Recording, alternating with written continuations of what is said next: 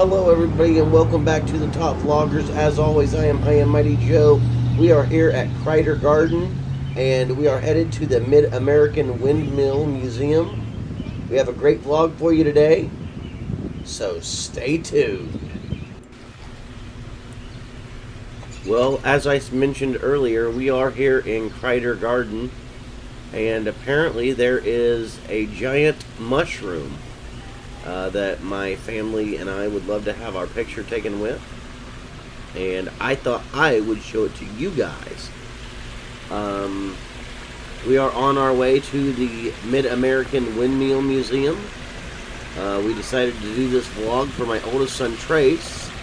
He has been interested in windmills as long as I can remember, and so I thought it would be interesting to take him to a museum that is all about windmills, and that way he can learn even more about them and he can see as many as they have. I believe the last count that I heard was 52, and the museum opened, I believe, in 1992. So definitely got some good things coming in this vlog, that is for sure. It is beautiful here. I will give them that. It is very, very beautiful. To hear the water running over the rocks, and just the peacefulness that is out here. It's definitely very beautiful. And definitely a great place for some photography. If you are into photography, there's definitely some great things out here that can be photographed. Or if you're a vlogger like me, to vlog. Speaking of photography, we are also on Instagram. As I'm standing here at this beautiful pond, I'm not sure if you guys can tell, but there are fish in here. Looks like there's a couple of good fish there. So, try to zoom in a little bit so you guys can see that, but I thought that would be interesting to show you a little pond out here in Crider Garden as well.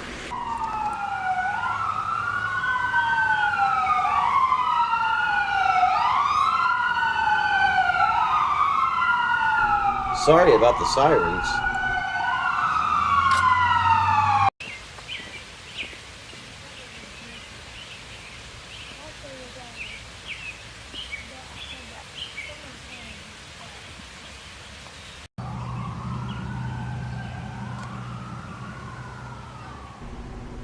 Now, I will have to admit, that does not look like water that I would want to take a bath or swim in.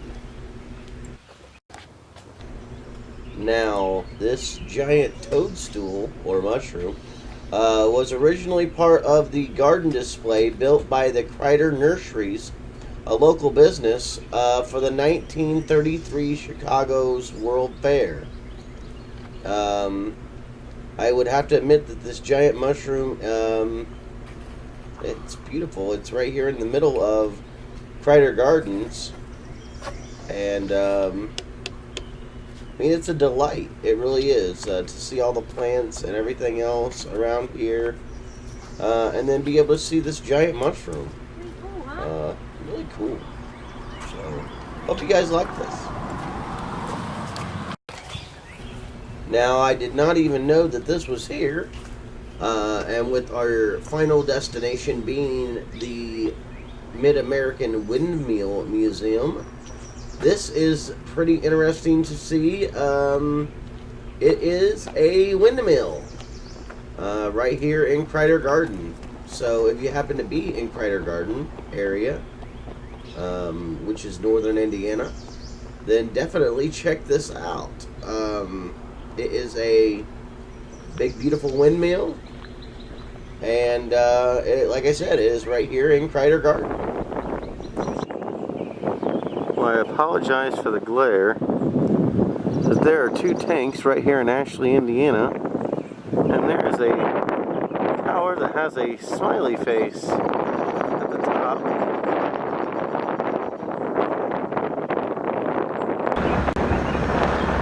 Well, here we are. We've made it to the Mid-American Windmill Museum. Kendallville, which is where you are, was home to a major manufacturing company of windmills.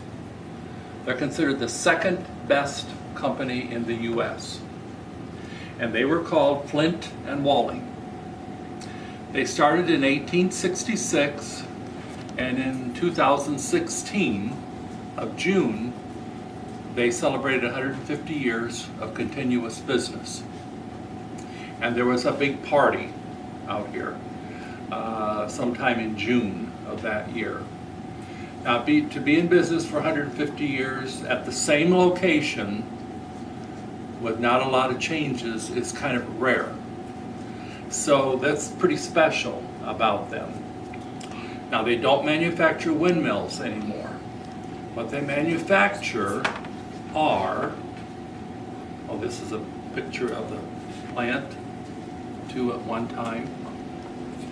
What they manufacture are water pumps. Water pumps? Okay, so they stayed in the water business, but not windmills. Oh. Okay, the water pumps, these are submersible water pumps. Those are, go down in the bottom of the well, lay in the water level, and pump water up from the bottom. What are the blue ones? The blue ones are centrifugal pumps. I've seen them. This is a pond aerator, which we have one out there in our pond. They also do a lot of different kinds of sump pumps, and they manufacture a water softener. And they might manufacture other things that I don't know about, and it's not in this book. When they were a windmill company, they employed over 400 people. So they are the industry that grew Kendallville. The people came here because of this company. This is what it looked like in 1866. In 1866, it was a foundry. And these two men, David Walling and Simeon Flint, came from Ohio into this area. They saw this factory. This factory was getting ready to put a windmill on the market, which was not a high quality windmill at all. David Walling thought he could improve it. So the men got involved in this little foundry, and he began improving the windmill. Then in 1878, he put a windmill on the market. And when we go in the barn, you will see that windmill. We have a restored one here. 1878 is quite a long time ago. What is this? Saying picture of a building. That's what it looks like today. It looks like a police thing. It does, doesn't it? Okay.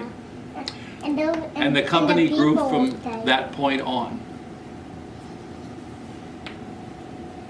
And now they're still here, and now they manufacture water pumps and not windmills. Now the number one windmill company in the U.S. was a company called Aeromotor. Aeromotor was in Chicago at about this period of time. This was probably the early 1900s. And Aeromotor eventually went to Texas. From Texas, they went on to Argentina. From Argentina, they came back to Texas, and now they are permanently at Texas. And they are now the only windmill company left that still manufactures water pumping windmills. In other words, when you look out there and see those windmills on the towers, you can buy new from Aeromotor, a new windmill, not from Flint and Walling. But you can get water pumps from Flint and Walling. So those two companies stayed in the water business, didn't they? Okay? Flint & Walling's last windmill model was called a Zephyr. I'll talk to you a little bit about the Zephyr because it's a rather unique windmill. This came out in 1937, and there were no more models made after that. Do you know why? No. Electricity was coming, and electricity was moving particularly into the countryside, and that's where people used windmills because of the farms that needed it. And so the windmill demand died because of electricity. Pretty much died. This may be the only windmill ever designed in a wind tunnel. And that's a wind tunnel that they designed it in. It has some other features that are unique. It has a 5-sided vane. I'm not sure what the significance of that was. The blades, these things are called the blades of the wheel. They are rounded on the corners instead of sharp on the corners. They are also wider inside, narrower outside, just the opposite of other windmill wheels, which were wide outside, narrow inside. Theirs are wide inside and then narrow to the outside. There was a man here yesterday and told me that that's probably gave the wheel more torque. I do know what torque means? Well, I don't either for sure, but it would mean power. It would provide it with more power. And because of that, the windmill pumped 30% more water than other windmills. So that's kind of special, isn't it? Amish that live in this area, that would be Shipshewana, Topeka, Middlebury, tend to have on their farms either Flint & Walling windmills or aeromotor. They were very partial to aeromotor, more so than Flint & Walling. But if there is a Flint & Walling on the Amish farm, it's probably a Zephyr, because it would be one of their later models. There are no parts for Zephyrs. So either nothing has broken on them, or if it has, they have been able to improvise and make parts for it. If they have an aeromotor, guess what? They can get parts for it because they're still manufactured and they're still very much like they were back then in their design. Okay, so now that's a background of why this is here. Okay, it was started by a man, founded by a man whose name was Russell Baker. In the video, which you're going to see him. Near the end of the video, it's going to say something like, and some people really like windmills. And it's going to show an older man. I do. An older man standing by a windmill. That's Russell Baker. He's not living. No. Just passed away a couple years ago. He lived into his 90s. He just knew a lot about windmills. Do you know a lot about windmills? No, I just like them. You dislike them. Well, I don't blame you. They're pretty, aren't they? Yep. And they turn. This one do, Tom. That one turns. Okay, so you ready to see the video? And here is Kat signing the guest book for the rest of us, so people know that we were here.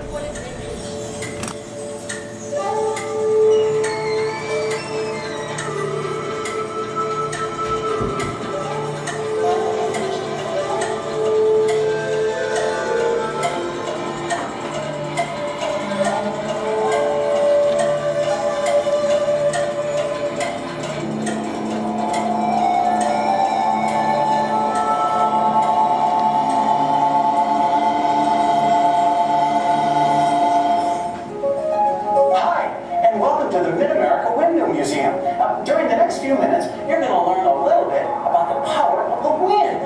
You know, there's an old saying that says when someone invented something, someone needed something. So what need encouraged the invention of the windmill? Well, what did you guess? Do you think you got it right? Well, here's the real story. Many, many years ago, people, just like today, needed grains like corn and wheat for their diet. They used these grains to make bread and other foods.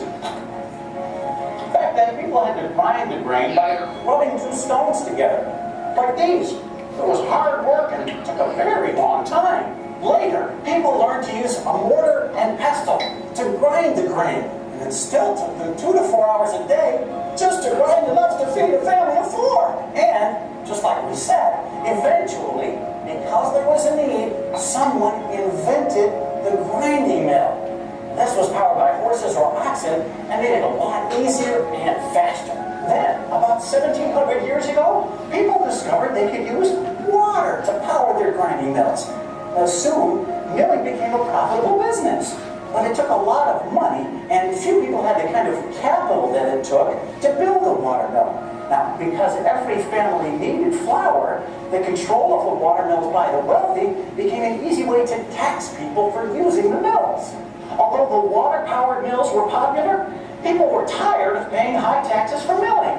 And in many areas of the world, water isn't readily available. Therefore, people looked for other means of power. And they discovered the power of the wind. Wow!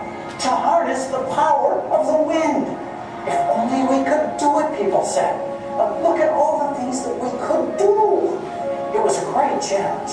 Now, we know that the Egyptians used the wind to sail boats on the Nile River nearly 6,000 years ago. And the ancient Chinese used to fly kites. Lots of people knew how to use the wind to dry clothes and separate grain from the chaff along the border of a land called Persia, now known as Iran and Afghanistan.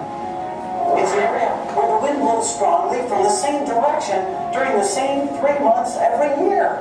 The Persians thought if they could only use the power of these winds, they could grind their grain a lot faster and a lot easier.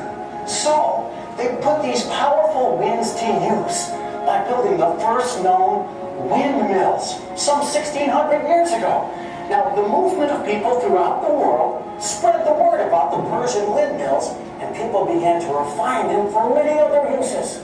The first windmills in North America were brought from Europe in the early 1600s. Now, these windmills were primarily used for grinding and could not compete with the water mills already in place along the Atlantic coastal waterways. The call of the open plains caused people to start moving westward. New territories, new ground, a new home. And it was a great place to grow crops. As people migrated to the heartland of America, agriculture was the primary source of livelihood.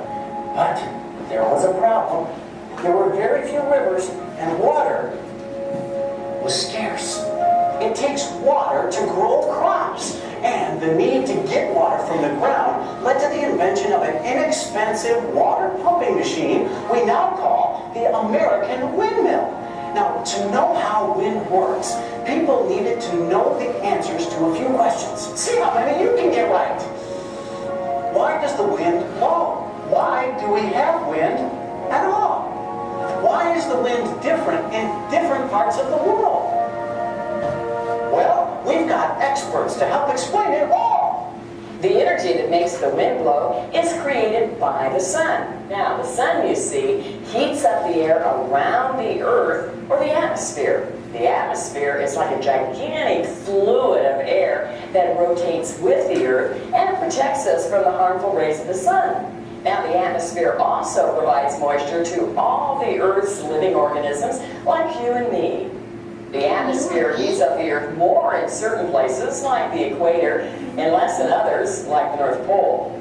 We know that warm air is lighter than cold air. So as the warm air is heated by the sun, it begins to rise, leaving room for that cold air to move in and mix with the atmosphere, and consequently balance the pressure.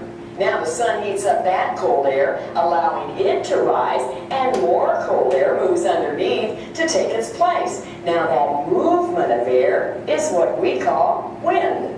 The rotation of the Earth and its atmosphere is important to how the wind blows. Gravity actually holds the atmosphere to the Earth as it moves. And the Earth moves in two ways. It rotates, meaning that it spins on its axis once every 24 hours, and it also revolves around the sun, making one revolution per year. Since the Earth's axis is tilted 23.5 degrees, the sun's rays strike the Earth differently as it's revolving. This is why we have seasons. Remember what we said earlier about certain parts of the Earth being warmer and others cooler? Well, it depends on the angle of the rays as they hit the Earth. The heating power rises as the rays come closer to hitting the Earth at a perpendicular angle. The differences in heat levels lead to the differences in air pressure, and then the air or the wind begins to move about to balance the pressure.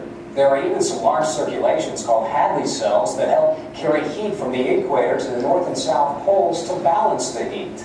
Did you know that coastal winds are caused by the way the sun heats up the land and the sea? The land heats up faster than the sea does, so what happens is the warm air rises over the land and leaves an open spot for the cooler air from the sea to blow in. So what you get is a circulation of cooler air coming in from the sea to the land, and you get a breeze onto the land. And this breeze is known as a sea breeze. Well, at night, after the sun goes down, the reverse happens. The winds start to turn the opposite direction. The reason why is because the land cools down faster than the water does. You get a breeze going back to the sea from the land. And since the Earth has many different land masses and many different seas, the wind patterns are also different. So which way does the wind blow here in Indiana? Well, as we look at high and low pressure areas, we see the winds come out of all different directions. As low pressure moves east, we see the winds switch from the southeast to the north and eventually to the northeast. As high pressure heads at us, winds are coming out of the northwest, but as it moves away, winds become quite warm out of the southwest. There are certain parts of the country that have favorable wind conditions, and they can take advantage of the power of wind. Many of these areas are near mountains, like the Rockies, the Sierra, or the Appalachian Mountains. The highest wind gust ever recorded outside of a tornado was 230 miles an hour. To understand how windmills work, you can compare them to birds. Not all birds fly the same way or as fast. For instance, a seagull with much longer wings and also a longer beak flies much faster than a sparrow with a much shorter beak and obviously much shorter wings. Did you know the Chinese began flying kites more than 2,000 years ago, and they flew kites in battle to signal their troops? Windmillers were really hard workers, especially during stormy weather, when sometimes they'd work for days just to make sure the windmill made it safely through the storm. Some mills even had a shaving bench inside so that the barber could shave the miller when he was too busy to get to the barber shop. Believe it or not, Chicago is not known as the Windy City because of the wind. Actually, it's because natives of Chicago, well, they tend to talk a lot. Let me tell you, some people really like windmills.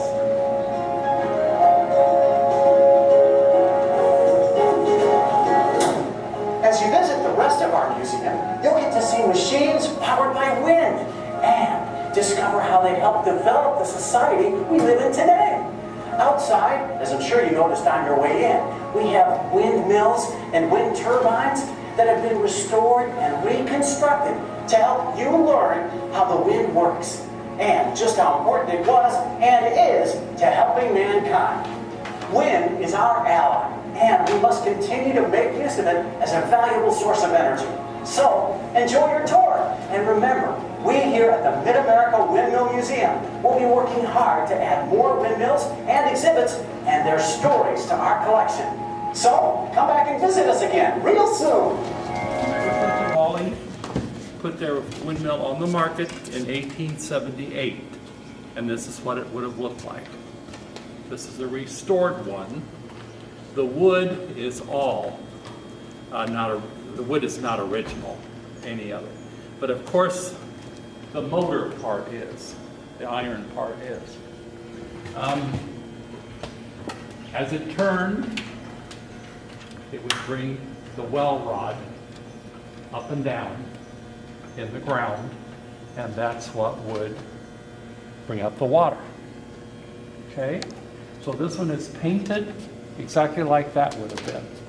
They used a red, white, blue design, and their name was Star Mills. So that's why the star is there. the blades, these are called the blades of the wheel. They were usually made of poplar.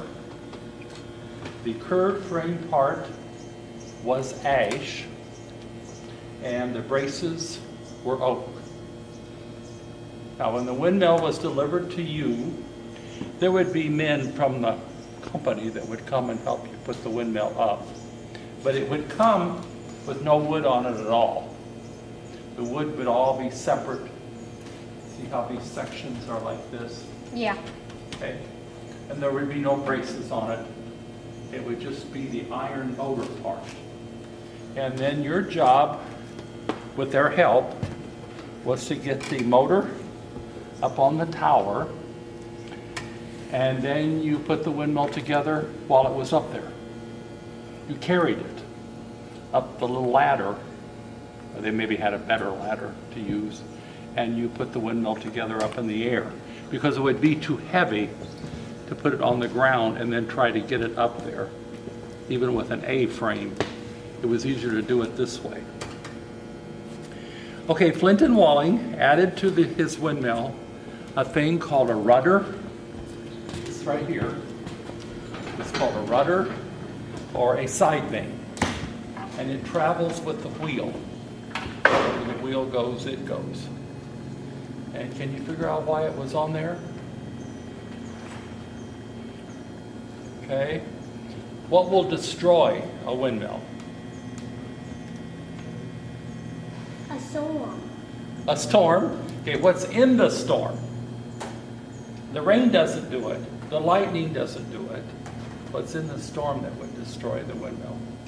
Starts with a W. Wind. Wind. Wind. See, a windmill needs wind to work. But if there's too much wind, what's the wheel going to do? Stop. Go slower or go faster? It'll just keep going faster Yeah. and faster and faster until pretty soon it breaks. It breaks.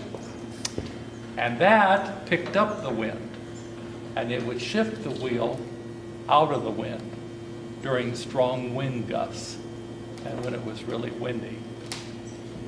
And notice when I do that, there's a weight over here behind me that's coming up. Let me swing it all the way back. See the weight move? It had to overcome the weight. Now, it would never go that far back in a storm, but there would be a crank on the tower that the owner could shift the wheel back like this and then lock it so it just stayed there. And then the windmill would be off because it's going to be, the vane will keep it parallel to the wind instead of perpendicular into the wind. And then when the farmer wanted to use it, he would release that chain or cable, and the weight, notice when I let loose of it, the weight would start to drop it and bring it right back where it's ready to operate. Now, newer windmills, when you go outside and see metal wheel windmills with helmets over the top of them, with covers over there, you don't see this this part here that's exposed. Those work on a different system, because in those, when the wind gets strong, the vane comes up to the wheel instead of the wheel going back to the vane. And it applies a brake when it does that, which I don't fully understand. And that's how they slow down or stop.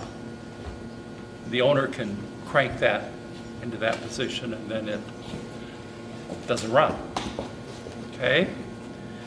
Guys have any questions? Now, if you want to push the black button, okay, now you got to hold it down. You know, push it all the way. Just hold it right there. Good. All right.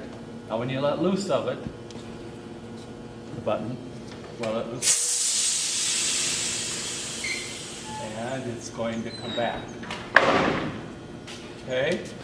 Now, this one is older, the design, I should say, is older than this design. This came out about the 1860s. This was developed by a man called Daniel Halliday. He lived lived in Connecticut, and he was trying to construct a windmill that would control itself in high winds. So he built this one. This is sometimes called a backwind wheel because the wind comes from us into it. And when you look at it, this looks like the back. Well, I guess it maybe is, but that's where the wind comes into. It's the back of it. When it gets to going, when the wind gets high, then it does this. It sort of collapses. And of course that leaves a big hole for the wind to sneak through. And so it slows down turning, or maybe doesn't turn at all. What do you think of that? Okay.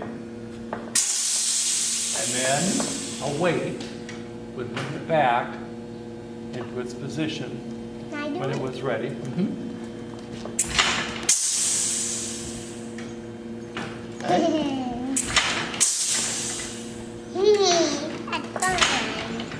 Now these windmills were not popular in our area at all.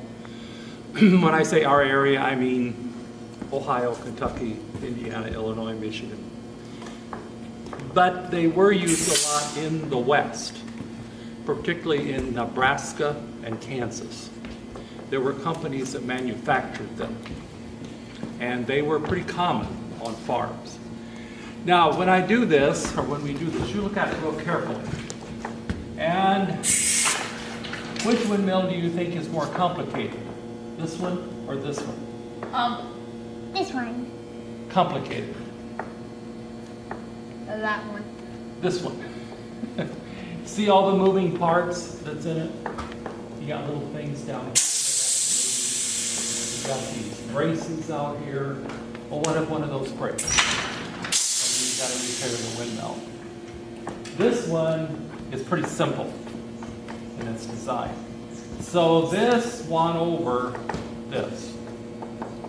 The side vane became more popular than this did, even though this worked very well. Okay. I noticed this. The part that's on the front of this that sticks out, this one, when you press the button, it goes in. And then when you let go, it goes out. That one don't do that. Right.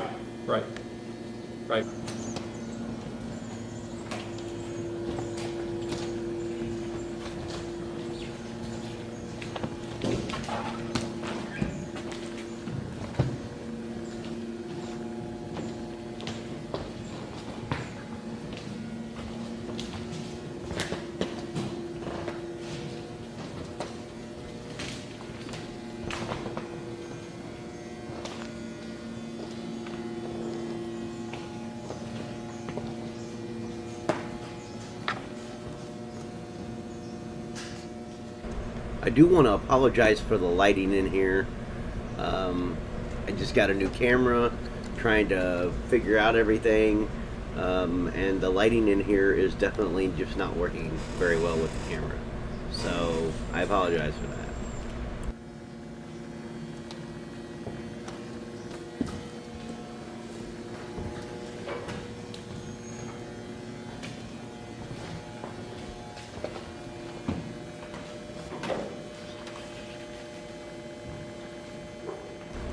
That is a very beautiful picture / mural.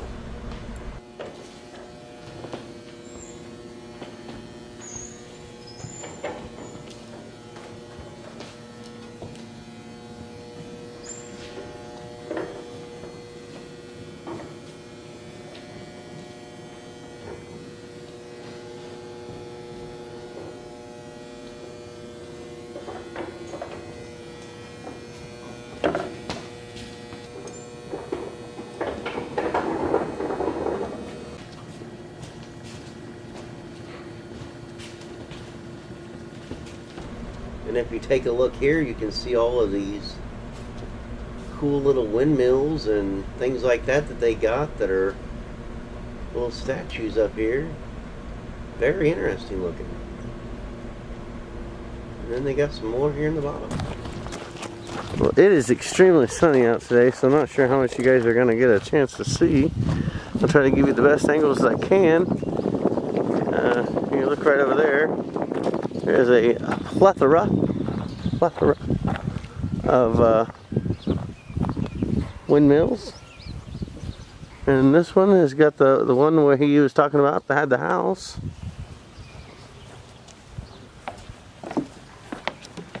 And apparently we get to go up in it.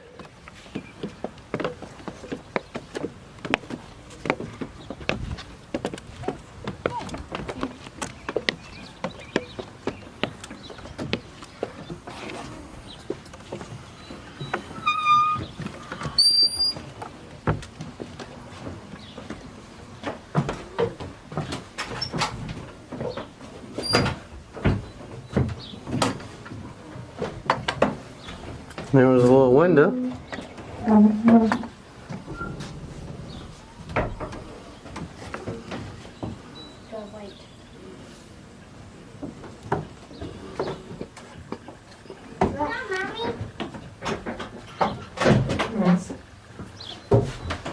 Another window.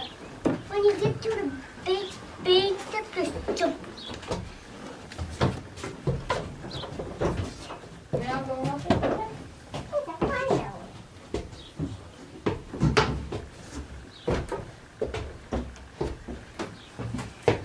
Go down now. Just have to get out of the way. Oh, one time, just get out of the way. Just get out of the way. I'm coming down. I'm coming down.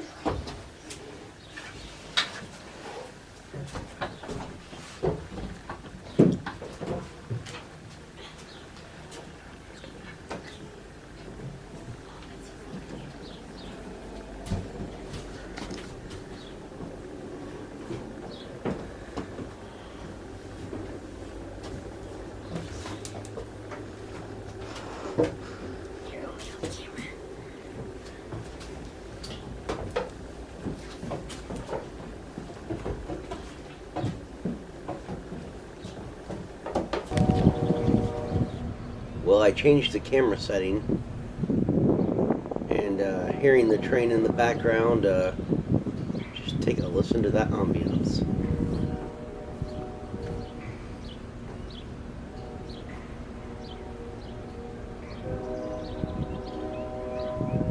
Sure is beautiful out here.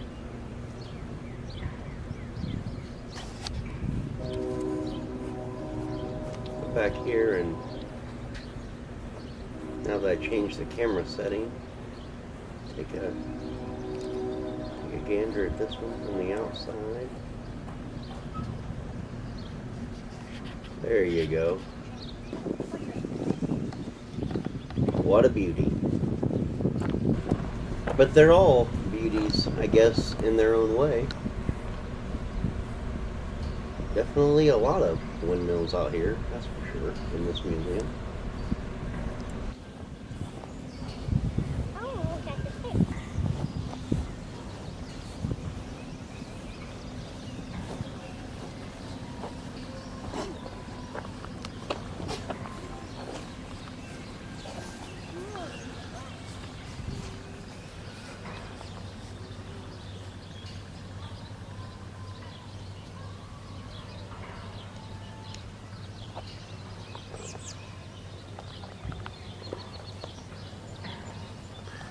So the paths that you're walking on were created by the Boy Scouts of America.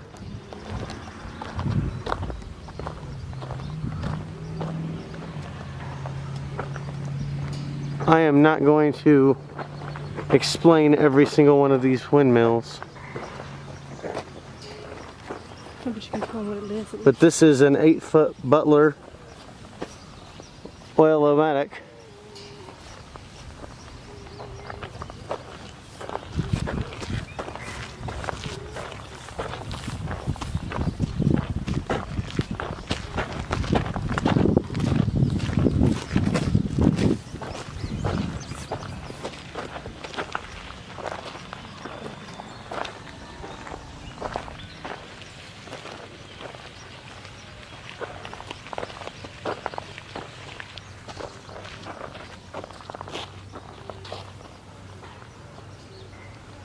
Now that is a 6.5 foot David Bradley. I don't know if you guys can see that.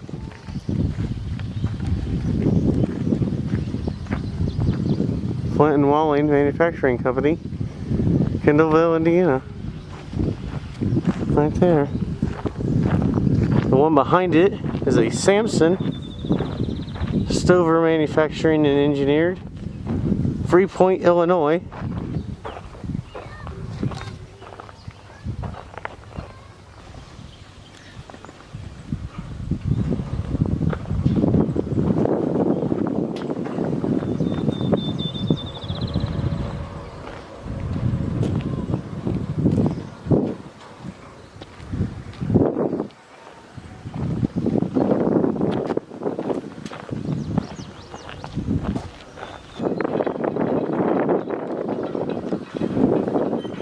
Well, we definitely picked a good day to come out here with all the wind. This one is called the Eclipse.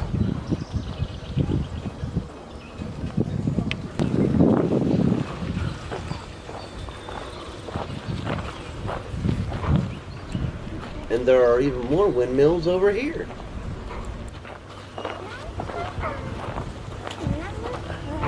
This is a Flint and Walling 8-foot model number 24. And it's a spin.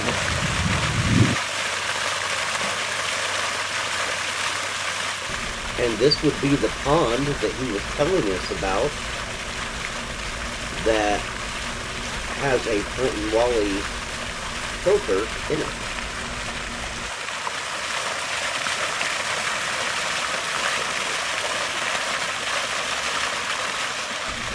Just listen to that water. Sounds beautiful. And it looks beautiful too.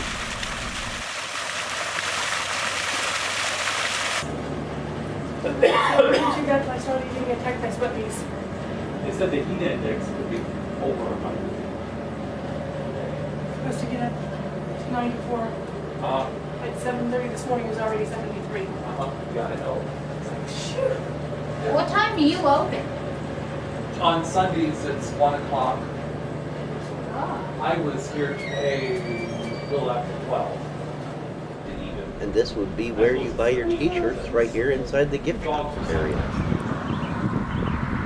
Well, I have to admit, we did learn a lot today here at the Mid-America Windmill Museum, and I know I sure learned a lot. I hope you guys did too. I didn't know a lot about windmills coming into this vlog at all, so I definitely learned a lot. The reason that we came on this vlog to begin with was because my oldest son, Trace, is extremely interested in windmills and things like that. So that's why we came on this vlog. So if you like it, give him a big thank you and a big thumbs up in the comments below.